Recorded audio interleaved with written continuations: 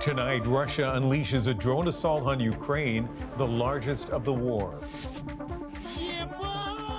Hundreds of attacks from the air, shock and horror on the ground, Russia's relentless strikes as peace talks stall. A scary landing for WestJet passengers in the Caribbean. The hard landing that prompted an evacuation.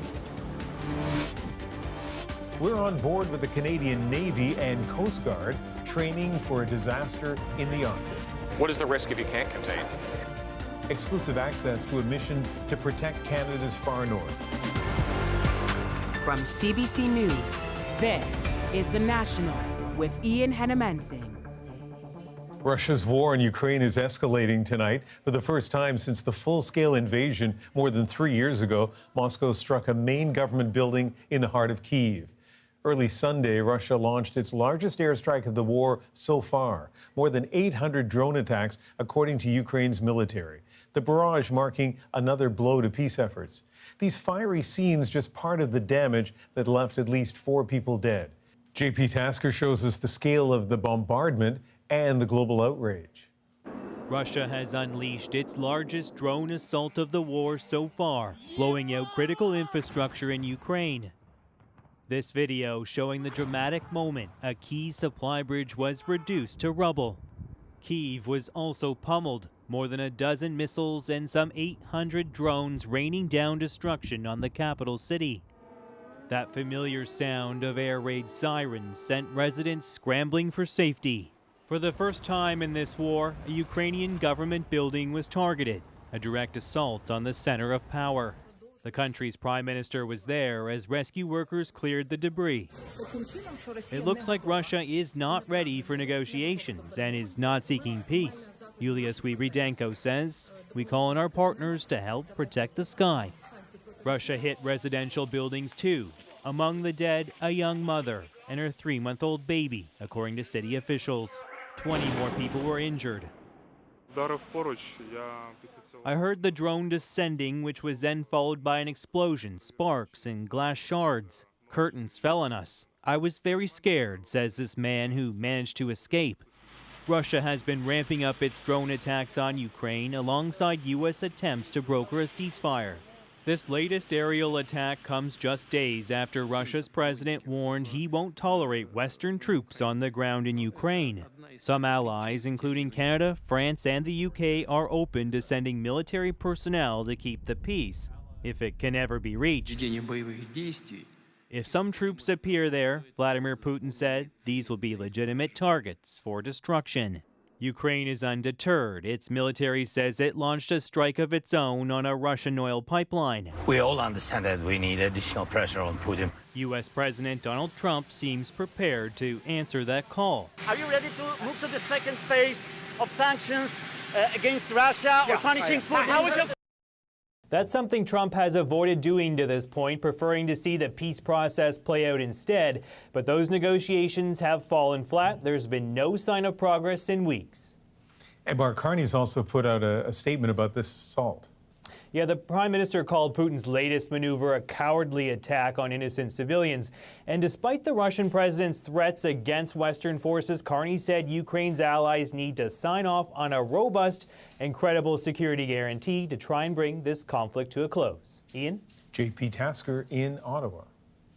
Investigators are trying to figure out what caused a WestJet plane to make a hard landing in the Caribbean. It happened at the main airport on St. Martin. Luckily, no one was hurt. As Michelle Song shows us, the scary moments were all caught on camera. A picturesque landing over a famous beach in St. Martin. But as this WestJet flight lands, it hit the runway hard. Emergency crews are then seen quickly after, deploying foam to the aircraft. The airport there is a bit challenging. The runway is 7,500 feet long, and it's surrounded by hills. 164 passengers were on board the Boeing 737-800, bound for a Caribbean getaway, instead evacuating down emergency slides. No one was hurt, according to the airport, but out of caution, 3 passengers were taken for evaluation. The airport said there was no fire. However, contact with the runway caused damage to the aircraft's right wing. The right landing gear collapsed and dropped the wingtip to the ground. So consequently, they had to use the emergency slides to evacuate the airplane. The airport is famous for its runway just off Maho Beach. It's a popular tourist spot to sunbathe and watch planes land. Today, it's not clear what caused the hard landing. In a statement, WestJet says they are awaiting confirmation on the exact nature of the incident. It says it is fully cooperating with local authorities, but this aviation expert says strong winds could have played a part. The wind is generally out of the southeast there, and the runway is on just about an easterly heading, as I recall. And the wind there can be kind of rough. It can be kind of gusty at times. The St. Maarten airport will remain closed until further notice as local crews work to safely remove the aircraft from the runway. Michelle Song, CBC News, Toronto. Air Canada and the union representing its more than 10,000 flight attendants are headed back to the negotiating table, but there are no plans for another strike or lockout. Shame on you! Betty has you! The workers voted overwhelmingly to reject the company's wage offer set out in a recent tentative agreement. The two sides have agreed to mediation, and if no deal is reached, they'll move to binding arbitration. Donald Trump is now denying that he plans to declare war on Chicago after a bizarre, threatening social media post this weekend. Still, the U.S. president is vowing to send National Guard troops to more American cities and expand deportations. Aaron Collins shows us the backlash. On the streets of Chicago, a growing resistance. We know that they're not going after criminals. They're going after our communities. The once unthinkable seeming more possible by the day. Protesters worry the U.S. is looking like a nation bracing for war with itself. This is illegal. This is unlawful. This is racist. It makes me emotional that everybody's out here, standing for what's right. Simmering fears stoked by an antagonistic president online. The day after renaming the Pentagon the Department of War, Donald Trump seemingly threatening Chicago on social media. Well, let's make it clear. The President of the United States essentially just declared war on a major city in his own nation. This is not normal. The president softening his tone, if not his goals, in real life. We're not going to war. We're going to clean up our cities. We're going to clean them up so they don't kill 5 people every weekend. Troops have been on the ground in D.C. for nearly a month, but whether Trump will send the National Guard to other U.S. cities, even some of the president's supporters seem unsure. We know ICE is coming for good reason, to get criminals out of our city, out of our country. But as far as the National Guard, I've always believed, and I still believe that they are not coming. Protesters hit the streets of Washington to voice their opposition too. Meanwhile, the question of whether any of this is legal lingers. A California judge has already ruled the deployment of troops to LA in June was illegal. The White House is appealing. Now, Washington, D.C. has launched a lawsuit of its own, accusing the president of violating the Constitution when he sent troops to this city. Aaron Collins, CBC News, Washington.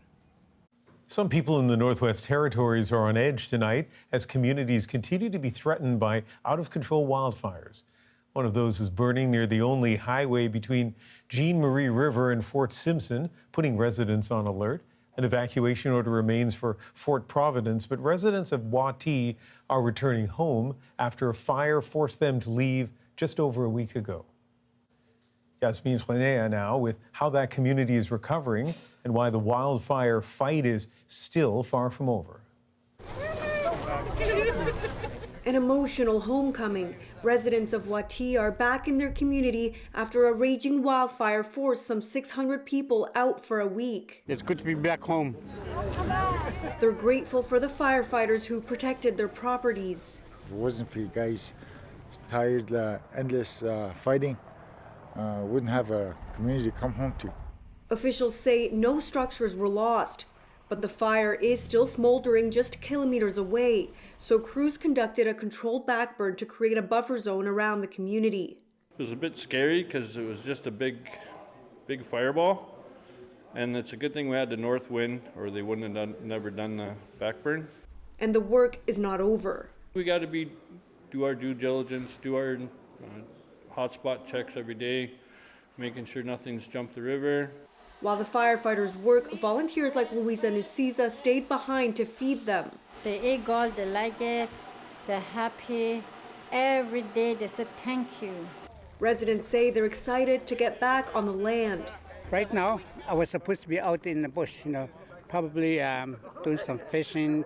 Further southwest, the tiny community of Jean Marie River is on evacuation alert as a wildfire inches closer to a critical highway and ferry crossing. We had built a line with fire retardant and been hitting that area with helicopters a lot over the past few days. A fire also continues to burn near Fort Providence.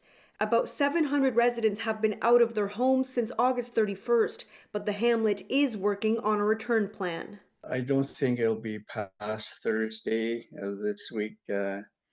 Everybody should be home.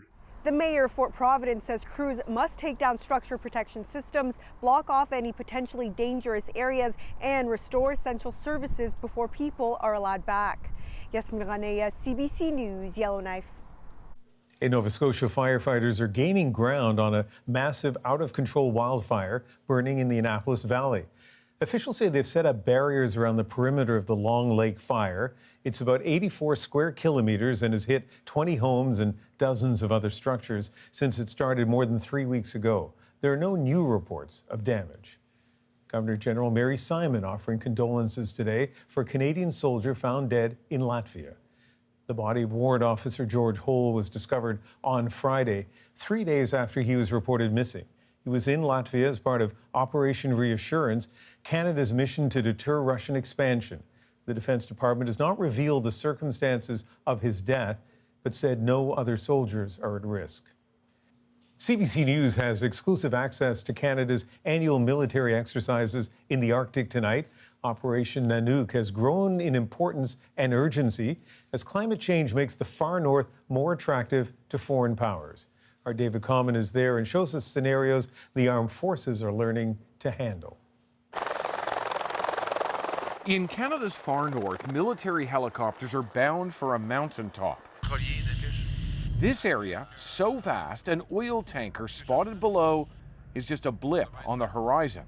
It is just the latest in an ever-expanding list of ships up here as climate change opens up these waters.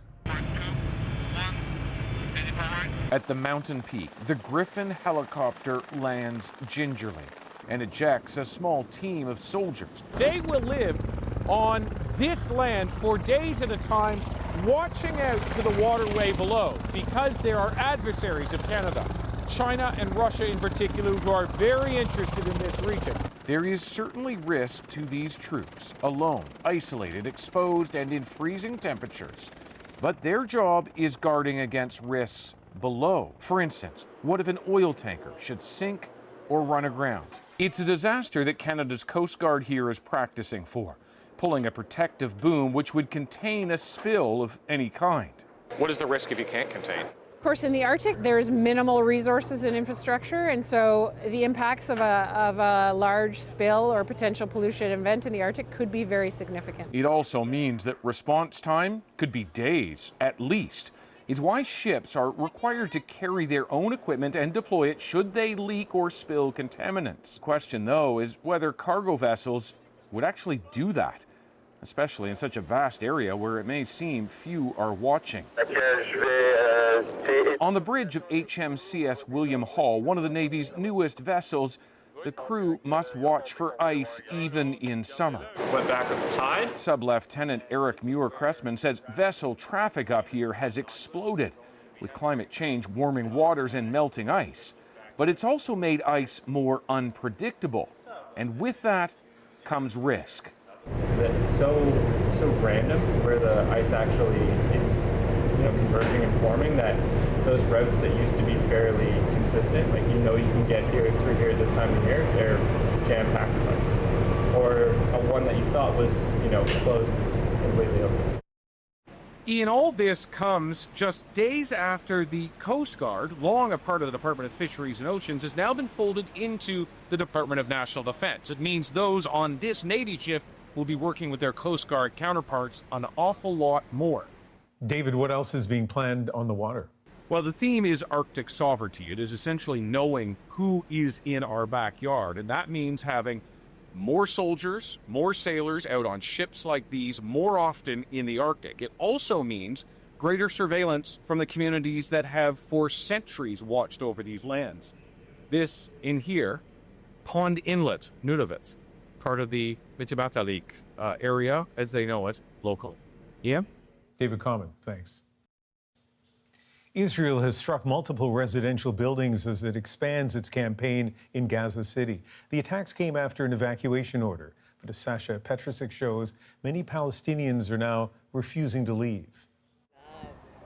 Warnings from Israel of the coming airstrike didn't make it any less shocking. Or this second one in Gaza City any less destructive. Both part of a series of strikes on residential buildings, Israel's military calls them super targets, chosen not only because it says they house Hamas infrastructure, something Hamas denies, but also because they're big, sending unmistakable messages to civilians. Get out before the operation expands. Palestinians living at a school that was also hit say they aren't going. I found my 9-year-old nephew in pieces today, says Adham Al-Zard, but we're tired of running from death. Even the 10% who are escaping down the coast say there's probably no point. Obviously, the south isn't safer, says Ashraf Abu Zor, who's moved 9 times already. For Israel, that's complicating a mission already opposed by many military leaders. Still, Prime Minister Benjamin Netanyahu vows to deepen the operation. It's a move polls say a war-weary Israel strongly opposes, with protesters filling the streets weekly, worried that some 20 living hostages might end up killed. The first priority are the hostages. We have to bring them back. Protesters want a deal to end fighting, something most countries, including Canada, want too. So far, though, talks have gone nowhere. Sasha Petrusik, CBC News, Jerusalem. A man has been charged after 2 women were killed and another suffered serious injuries in Vancouver on Friday. And even though we've made an arrest here and a person has been charged, we've got a lot of work to do to fully understand everything that happened. Police found a 50-year-old woman with stab wounds in an apartment building in East Vancouver. Officers then found the 2 dead women in another building nearby. They have not yet been identified. Police believe the suspect and surviving victim know each other, but they're still investigating what that relationship is. The self-proclaimed Queen of Canada and her followers have been ordered to leave a former Saskatchewan school, which has been deemed unfit for human habitation. The province's health authority says occupancy of the building is prohibited because it's not connected to the municipal sewer system. Violators could face a $75,000 fine. The order to vacate only covers the building and not other trailers on the compound. Some municipalities in the Maritimes are threatening to cut off water to those unwilling to follow restrictions. We're the ones that have to deal with it because the powers that be haven't planned accordingly. How drought is forcing people to conserve. Another brutal wildfire season is driving demand for Canadian-built water bombers. We need a strategy to deal with this new reality. Why most are heading abroad, despite the need in Canada. Stella! And a star is born at the U.S. Open. We're back in 2.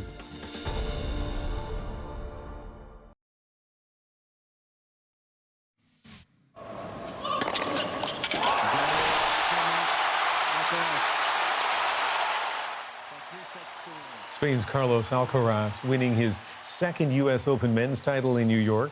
The 22-year-old defeated top seed Jannick in 4 sets to reclaim the world's #1 ranking. It is his 6th Grand Slam win. With much of the country experiencing abnormally dry conditions, many Canadians are looking for ways to conserve water. And as Kayla Hounsel explains, some in the Maritimes are calling on governments to do more planning for the long-term effects of climate change. We think it's about 200 years old. Letha Haysom says this is the first time she's ever been able to see the bottom of her well on Nova Scotia's South Shore. I think it's about 35 feet deep. She's trying to conserve water. Heading to a nearby provincial park to take a shower, saving up dirty clothes to take to a laundromat 16 kilometers away. It's swamped with others also trying to prevent their wells from running dry, which got her thinking. If we keep consuming our water at the same rate, but just going to a different spot to consume it, we're still affecting the same water table and the same watershed. As parts of the Maritimes grapple with the driest summer on record, she's calling on governments for more effective plans for long-term water conservation. Some municipalities have already issued mandatory water restrictions, prohibiting the use of outdoor water and threatening to cut it off altogether if residents don't comply. We all pay taxes, and yet you're going to threaten me with shutting my water off? We're the ones that have to deal with it because the powers that be haven't planned accordingly. We're not as much water rich as we think. This expert says Canada needs more efficient water distribution pipes, homes designed to capture rainwater, and more tiered water pricing, where the price per unit increases when someone uses more. The price of the water is one of the cheapest in Canada, and so that kind of feeds the behavior that it is normal to waste a lot of water. In Europe, you wouldn't do that because it is expensive, it hurts your wallet. Haysom is hoping for rain and trying to be more mindful of how her water usage affects her wider community. Kayla Hounsel, CBC News, Crosstown, Nova Scotia. A Canadian plane built for fighting wildfires but pulled from production is now making a comeback. Water bombers can buy you time, especially when the conditions are extreme like we've been seeing. Why the aircraft is back in demand. He was a force in the crease and beyond, the undeniable legacy of Ken Dryden. And an inside look at the race to track deadly legionnaires outbreaks in Ontario. There's simply so many potential sources. It's a needle in a stack of needles. The National breaks down the stories shaping our world. Next.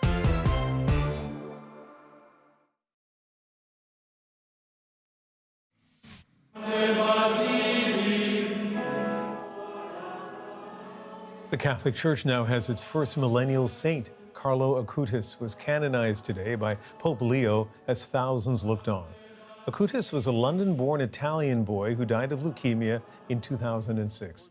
He's been called the patron saint of the internet and God's influencer for the work he did recording miracles and running websites for Catholic groups. An iconic Canadian-made water bomber is back on the production line after a manufacturing hiatus lasting nearly a decade. The growing threat of wildfires means global demand for the aircraft is soaring. So, as Josh McLean tells us, Canadian buyers will have to get in line.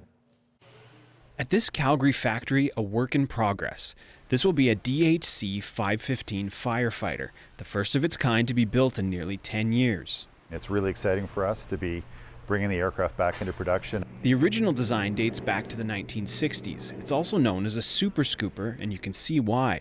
A workhorse for fighting wildfires in Canada and Europe. That's why they've been very popular in Canada, because of the amount of lakes that we have. They've been very popular in Europe because you have the Mediterranean. Bombardier stopped production in 2015. De Havilland acquired the rights not long after, resuming production on a modernized version last October, and buyers are lining up.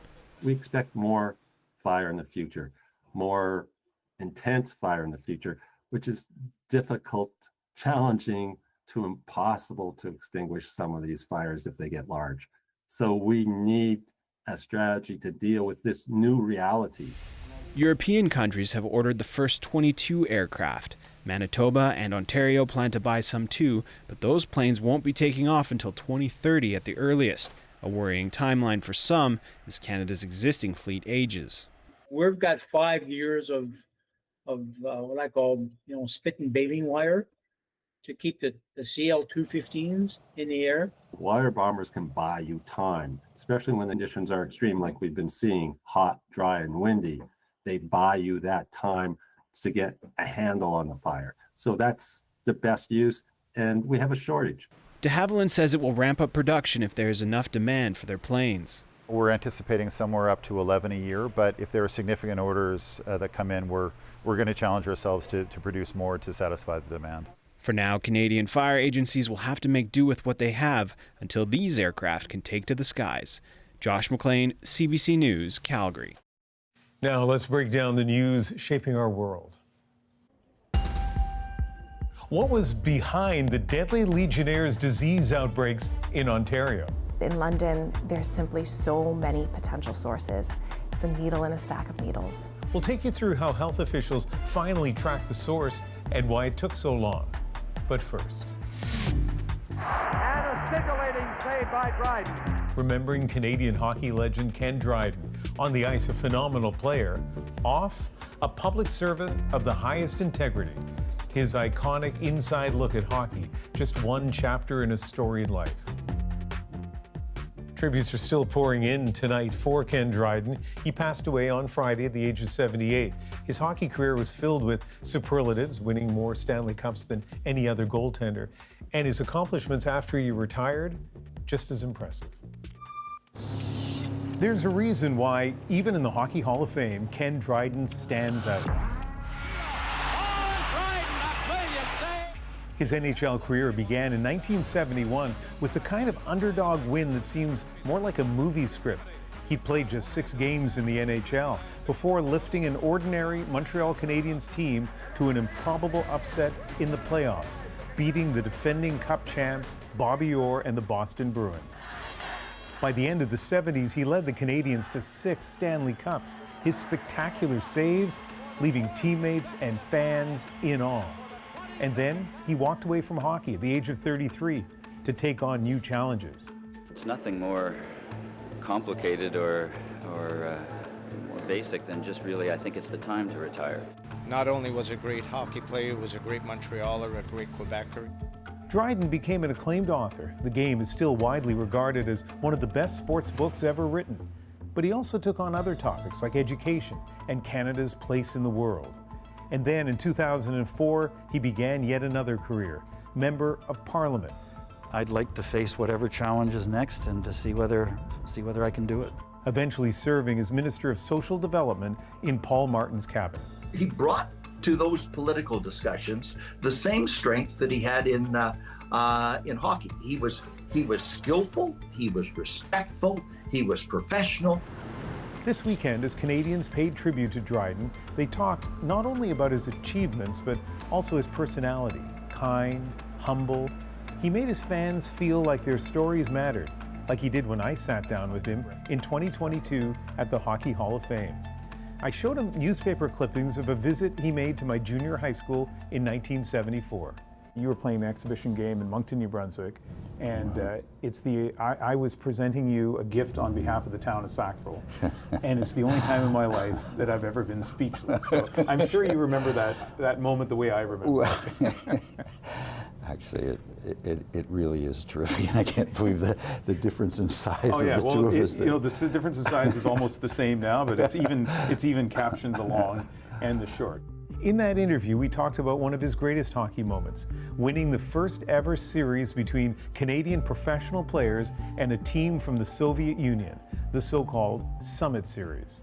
In what way did that 72 series change hockey? Yeah, I mean, I think it is the most significant moment in international hockey history, not just Canadian hockey history.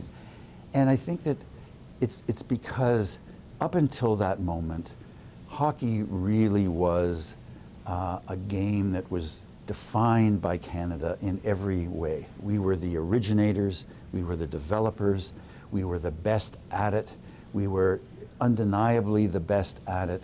And because we were all of those things, the understanding that we had, but also that others had, is that there was really one way to play. But that was the state of things in 1972. And that everybody knew that the Soviets played differently. And that's interesting, but it isn't important unless you play differently and really well. That's what they demonstrated in 1972. I mean, and once there is another way, that you can see that can be played successfully, then that just totally opens the mind. All of those things came out of the 1972 series. Well, joining us now is Dave Stubbs, veteran sports columnist in Montreal. And you've been speaking to some of Dryden's teammates and friends this weekend. What have they been saying about his passing? Well, Ian, to begin with, I think most of his teammates and friends here in the city they're in shock. No one had any sense that Ken was in ill health at all.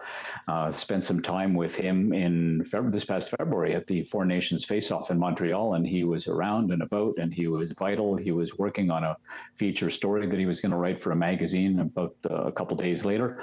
So no one really knew that Ken was ill, and he probably took his exit from this world very much as he lived his life, and that is gracefully and quietly and with a little bit of privacy.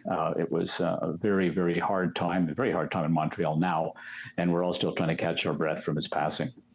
Yeah, I mean, shocking when I heard the news on Friday night in British Columbia, but I also thought, as you kind of suggest, sort of appropriate that a guy who, as great as he was, kind of enjoyed a low-key life, and so his passing would take us all by surprise. What stood out to you so far as you've talked to, for example, some of his former teammates? Well, I talked to Larry Robinson yesterday, who was one of the big three on defense, with Serge Savard and Guy Lapointe. And Larry had a really interesting point. He said, we all just kind of took Ken for granted.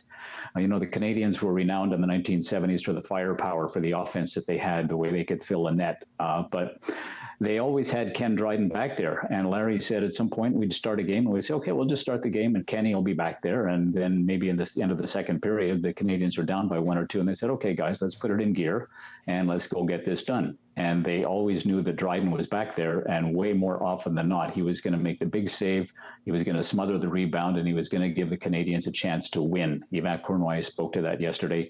He said, when we had Ken Dryden in goal, we always knew that he was going to give us a shot to win the game. You spent 50 years covering sports. You have seen hundreds, probably, of athletes, interviewed them, and I know your timing is kind of just at the tail end of the Dryden era, but was he different? Like, did he stand out to you as being different? Oh, absolutely. Goaltenders, by their nature, are sort of famous for their quirks, for the idiosyncrasies, for the fact that maybe a little bit off center. Ken was every bit of that, but he, in a very good way. I mean, here's a guy who was bringing law books into the dressing room, where other guys were bringing the Montreal Canadiens, the Forum program, into the room. Ken just had a different view of the game. From the very outset, we all understood that he was just seeing hockey in a different way. And if anyone has not seen or not read his 1983 landmark book, The Game, you have to do that, because you will see how Ken Dryden, just putting together scraps of paper that he harvested in a shoebox, assembled one of the all-time great sports books, certainly the best hockey book that's ever been written. So he just saw the game through different eyes. He was analytical, and he was able to distill the game. He was able to synthesize a lot of what was going on and just make it understandable to the average fan. And he showed us a game that we never really saw watching the same hockey game. Yeah, and proof of that, of his thoughtfulness about hockey, is that when this country perceived that there was a hockey crisis after the NHL players lost in Nagano in the Olympics, there was this open ice summit in 1999, and people turned to him to kind of guide us through that. And so, what is it that you think he brought to his analysis of hockey that would put him in a position like that? Well, Ken's analytical mind was very different. Obviously, being a law student, he had a discipline that he developed through law school. He just had a different sense of seeing it. And a lot of us in the past have tried to figure out what that was. We've asked Ken himself, and he said, I relate the game the way I see it. And that was always one of the very special things about him, is that no matter what we thought we had seen in the game, Ken would see something a little different. So while we were all looking to the left, Ken was looking to the right, and he was actually showing us a different side of the game of hockey and getting underneath what motivated an athlete, made them tick. And being one of the great ones himself, he was able to do it. The beauty too of being a goaltender is all the action was happening in front of him. And so like a catcher in baseball, with everything happening in front of you, you have a very different look, and you're playing 60 minutes, you're not sitting on the bench. So you're seeing what's going on, and you can put all of this into perspective, and no one did it better than Ken. Just 30 seconds left, Dave. What do you hope the legacy of Ken Dryden will be? Well, I think that we will all understand that Ken was much more than a hockey player. A 200 by 85-foot NHL rink was not going to contain what this man was all about.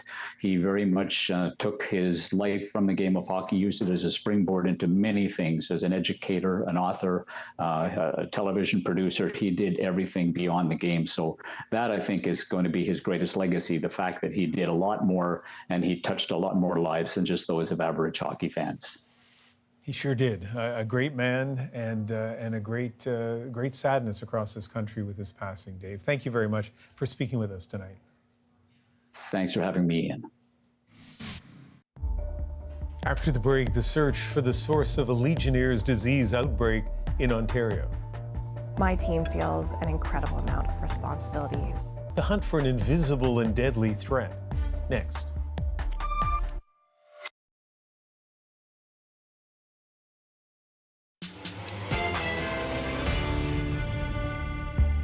Legionnaire's disease in London, Ontario this summer killed 4 people and left dozens hospitalized. I lost 3 weeks of my life. The health officials raced to trace the source of the spread. Jennifer Lagrassa shows how health officials pinpointed the cause. In London, Ontario, an invisible threat lingers in the air. Multiple people have died. Dozens were sent to hospital over the past 2 years from a severe pneumonia called Legionnaire's disease. Health officials knew the culprit, they just couldn't track it down. Trying to grasp the idea of how bad I was. Belinda Gibbon was one of 30 people who got sick last summer. She ended up in the hospital with a high fever and gasping for air. To make matters worse, she was also going through preventative cancer treatment. She was put on a ventilator and into a medically induced coma. It's scary. I lost 3 weeks of my life. Belinda feels like she's still recovering. When she heard another outbreak was declared this year with even more cases, she waited anxiously for answers. The numbers were so high, I'm thinking, okay, like what's going on this time? The first case was at the end of May. It's not uncommon to see a handful of cases throughout the summer, but by early July, as the number grew, the health unit started mapping. Majority of the cases were in this 3-kilometer radius in East London, the same area where people had gotten sick and died last year. It doesn't look like on an x-ray like a standard pneumonia. Legionnaire's disease is caused by Legionella bacteria, which naturally live in water and soil. It can grow in pools of standing water. People can get sick when they breathe in water contaminated with bacteria that's been misted into the air. It's not transmitted person to person. It usually causes what we normally refer to as an atypical pneumonia. Unlike other types of pneumonia, Legionnaire's disease can wreak havoc in both lungs, causing shortness of breath. Other symptoms include fever, cough, body aches, and diarrhea. So most at risk are people with weakened immune systems. So that includes the elderly. And we've talked a lot with the COVID epidemic about how elderly people tended to have more severe disease. So it's really in that same population. There's been more Legionnaire's outbreaks reported across North America and Europe in recent years. People have gotten sick from hot tubs, spas, even decorative fountains. But often the bacteria spreads from cooling towers. And that's what London health officials started testing last summer. So hot water goes at the top and cold water is at the bottom. Vincent Brown is the technical advisor of a company that maintains cooling towers. They're part of the HVAC system of industrial buildings and skyrises. Most of the towers use fans to cool water, which then helps remove heat from the building. The risk happens where on the roof you have a fan that creates aerosols of small droplets of water, which may contain bacteria. With the wind, those aerosols can travel, infecting people 6 kilometers away. Hi, nice to see you.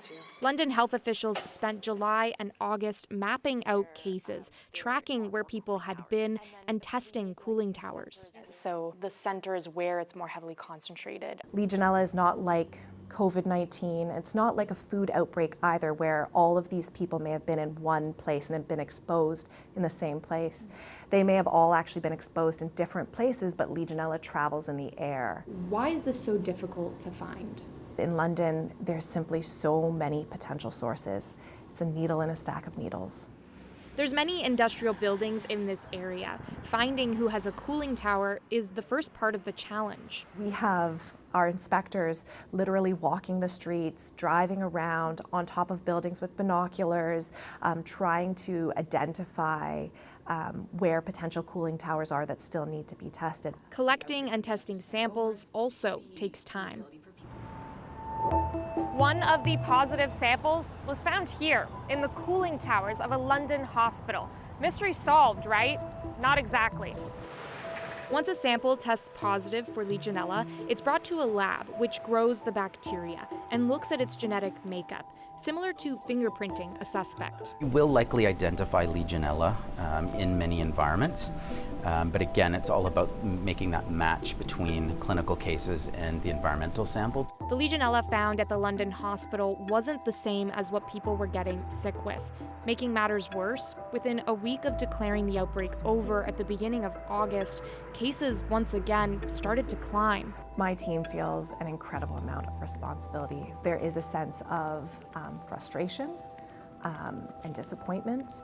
In late August, after 160 samples from 49 cooling towers, they found the likely source. These cooling towers at Safina Foods, Inc., a meat processing plant, had Legionella. By that time, 4 people had died. About 100 others had gotten sick. The towers are also believed to be linked to last year's outbreak. The case might be closed on this outbreak, but there's not much stopping it from happening again in Ontario. So in Quebec, every cooling system has to be registered with a serial number.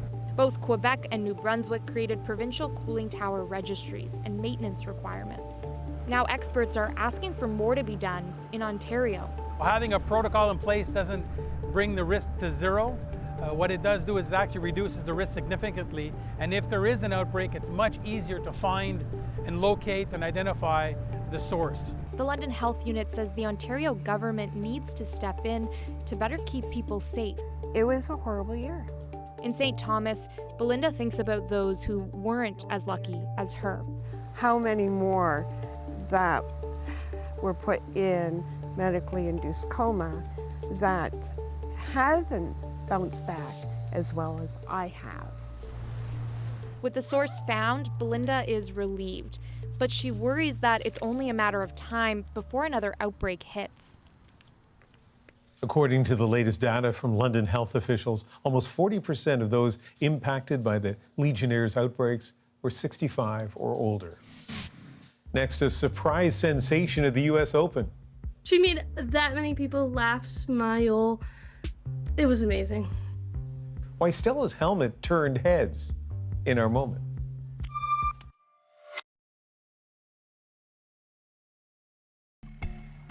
This is Stella getting her bright pink helmet signed at the U.S. Open by the best female tennis player in the world. Throughout the tournament, she scored several signatures, becoming a standout for the athletes and onlooking fans. So tonight, Stella and her helmet make our moment. Stella!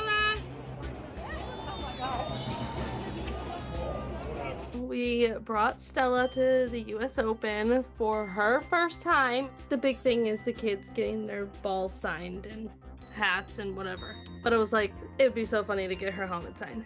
So started with Carlos Alcaraz. Then we got Karolina Mukova. She's my favorite women's player. John McEnroe, Sabalenka. I want to say Sinner was our last one. She is beautiful without it. She has very beautiful eyes. But it's like the helmet is what it's like. People are like, oh my gosh. It just redirects the growth from the areas where her head has grown too much in one spot and not enough in the other. It's a part of life. Not everybody's life, but it's like, it's nothing that we need to have any sort of shame over. And she made that many people laugh, smile. It was amazing. So sharp-eyed viewers might have noticed that in the interview, there are no signatures on that helmet. That's because the rehab hospital got in touch with a helmet manufacturer who said, we will send you for free a replacement, and there you can preserve the one with all of those fantastic signatures. From all of us on The National, thanks for being with us. I'm Ian Hannah-Mansing in Vancouver. You can also join me on CBC News Network weeknights at 7 Eastern. See you then.